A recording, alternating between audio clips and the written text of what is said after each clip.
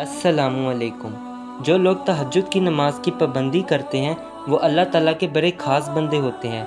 उसकी वजह यह है कि तहज्जुद की नमाज़ की तौफ़ीक अल्लाह ताला हर बंदे को नहीं देता और बहुत ही कम लोग होते हैं जो इसकी पाबंदी करते हैं और इस नमाज़ को अदा करते हैं।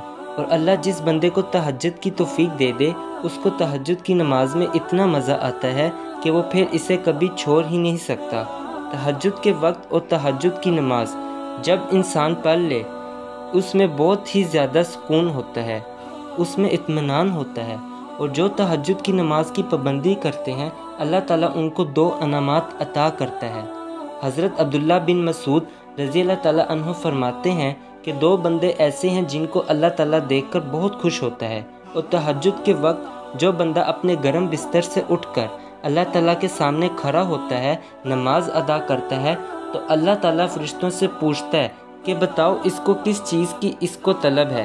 अल्लाह ताला की ज़ात सब कुछ जानता है लेकिन फिर भी फरिश्तों से पूछता है ताकि अपने बंदे की अज़मत को ज़ाहिर करे।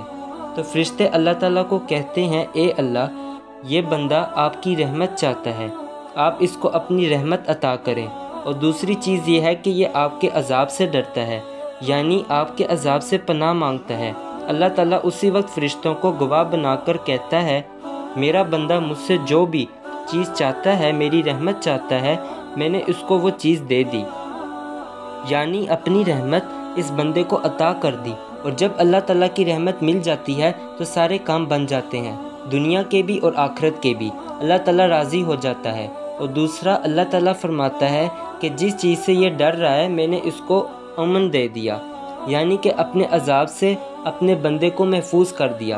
अल्लाह ताला की ज़ात कितनी करीम ज़ात है।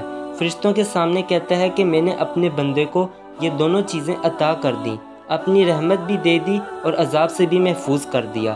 तो हमको चाहिए कि तहज्जुद की नमाज़ की पाबंदी करें। तहज्जुद नमाज आपकी हर परेशानी की कुंजी है, हर मुश्किल की कुंजी है। मेरी अल्लाह ताला से दुआ है कि हम तमाम मुसलमानों को तहज्जुद की नमाज़ अदा करने की तौफ़ीक अता फ़रमाए। आमीन।